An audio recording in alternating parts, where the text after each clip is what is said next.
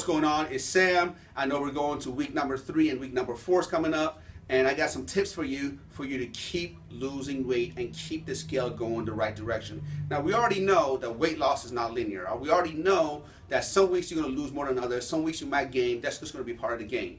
But when you hit a plateau, and here's what a real plateau is. Real plateau is you doing exactly what we told you as far as eating is concerned, not cutting stuff or not adding stuff, because cutting stuff is just as bad as adding stuff, because when you cut too much, you actually put yourself in a starvation mode and your body cannot, will not lose weight, which is going to counteract you. So what we want to do, if you hit a plateau, that means you haven't added stuff, you haven't taken every stuff, you haven't added too much workouts, you haven't taken away too much workouts, you've been doing the program, and for about a couple of weeks, you're not seeing the results that you want. It's probably because that's a real plateau you hit. And a real plateau happens when your glycogen levels in your muscles and your liver are depleted. Okay, and for those of you who don't know what glycogen is a stored carbohydrate. When we, like I said, we store it in our muscles and your liver. And an average person stores about 600 to 700 grams of carbohydrates. So if you don't know the calorie wise, 600 grams of carbohydrate is 2,400 calories. 700 grams of carbohydrates, 2,800 calories. So we store somewhere between 2,400 to 2,800 calories of carbohydrates in our body in the form of glycogen. So when those are gone, which will happen eventually when you keep working out really hard and you are at a caloric deficit, sooner or later those glycogen levels will be depleted and you hit a weight loss plateau. If that's you, and that has to be you, here's how you do proper carb cycling. Okay, so if you hit a plateau, the best thing to do is take one day off and refeed your body.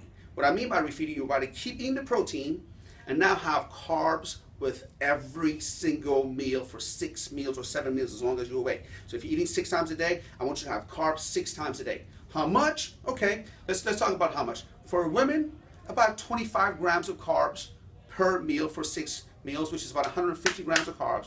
And for a man, I would go for about 35 to 40 grams of carbs, about 240 grams of carbs, throughout the day over 6 meals. So for example, if you're a man, 40 grams of carbs times 6 meals. If you're a woman, 25 grams of carbs times 6 meals on the 4th day. So we go 3 days of almost no carbs and 1 day of very high carbs. When I mean no carbs, I'm talking about just protein and vegetables. Just protein and vegetables for 3 days, 6 meals, protein, vegetables, protein, vegetables. So for example, egg whites, spinach, protein shake. Chicken, broccoli, protein shake. Fish, asparagus, protein shake for 3 days. And then 1 day, for example, we're going to have oatmeal, egg whites.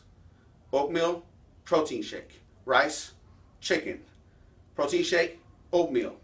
Fish, brown rice or red potatoes. Protein shake, oatmeal. So this way you take 1 day completely to restore the glycogen levels in your body. So it sends the signal back to your thyroid to increase the metabolism. And before it starts increasing your metabolism again, then you jump right back on the low carbs again and start losing weight. I hope this cleared a lot of confusion for you, because a lot of you guys are just a little confused about what to do. But remember, if you're not completely depleted and you do carb cycling, it's going to work against you. So carb cycling only works when you follow the program 100% and you hit a plateau. If you add it, subtract it, everything, it's not going to work. So if you're one of those people, today is a carb up day. You start with a carb up day, carb up. Carb up. And here's what the most important thing that people do wrong during carb cycling. They're afraid to eat carbs, which is not the case. As long as your glycogen levels are depleted, which means you've been going through hard workouts, calorie restriction, your body's never going to store carbs as fat, because the first thing the carbs got to do is got to replace what you have lost. I hope that makes sense. See you soon.